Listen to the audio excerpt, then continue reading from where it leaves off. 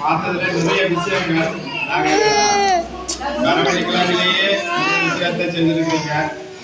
கடலையிலேயே நிறைய வெரைட்டியாக செய்யலாம். ஒவ்வொன்றும் சரியாக கஷ்டப்பட்டு நீங்கள் செய்திருக்கிறீங்க.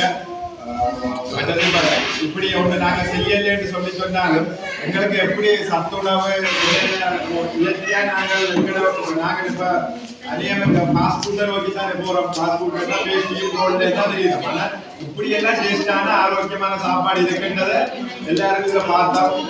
நீங்கள் எல்லாரும் பார்த்து இதுக்கெல்லாம் வீட்டில் பிள்ளைகளுக்கு செய்து கொடுப்போம். வித்தியாரங்களில் என்ன இதுகளை செய்து கொடுப்போம். கடையில் வேண்டி கொடுக்குறோம். எல்லாரும் கஷ்டப்பட்டு செய்திருந்தீங்க. நல்லா ஒழுங்கமைக்கப்பட்டிருந்தீங்க. எல்லாருக்கும் பார்த்து தெரியுது. நான்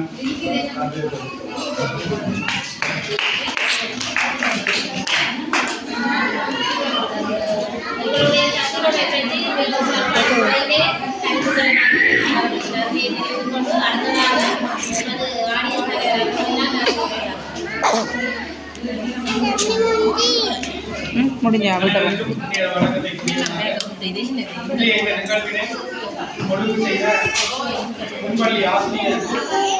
அவரோடு இந்த இங்கே வருகை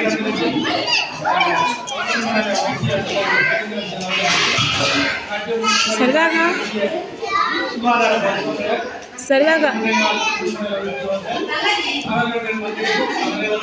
சக ஊழியர்கள் இன்றைய இந்த நிகழ்வு மிக சிறப்பாக நடைபெறுவதற்கு காரணமாயிருந்தவர்கள் நம்முடைய உண்மையிலேய பெற்றோர்கள். அவர்களோடு இணைந்து அவர்களை வழிநடத்திய இந்த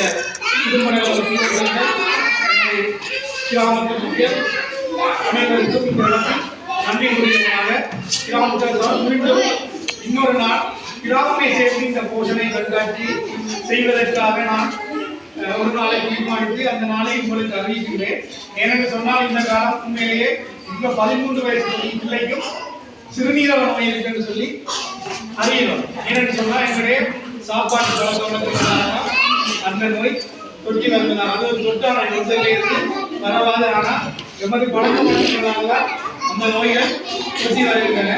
சிறு சிறு பிள்ளைகளுக்கு பல்வேறு நோய்கள் பல்வேறு விதமான கூடுதலான போசாக்கு நோய்கள் போசாக்கு தன்மை என்ற பிள்ளைகள் தான் உருவாகி கொண்டு வருகிறது. அதற்கு காரணம் பெற்றோர்கள். நாங்கள் முந்தைய எங்களை பெற்றோர்கள் அம்மாக்கள் என்ன செய்யணும், மண்ணில் விளையாட விடுவாங்க. இப்போ ஒன்று நீங்க கேம் விளையாடுங்க, பிள்ளைகள் போயிட்டு ஒரு ரூம்ல இருந்து விளையாடுங்கன்னு சொல்லி விடுறாங்க.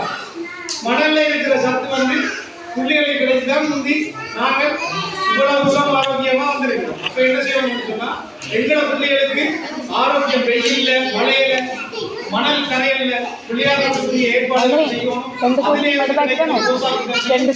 பிள்ளைகளுக்கு இந்த உணவோடு கிடைக்கணும்.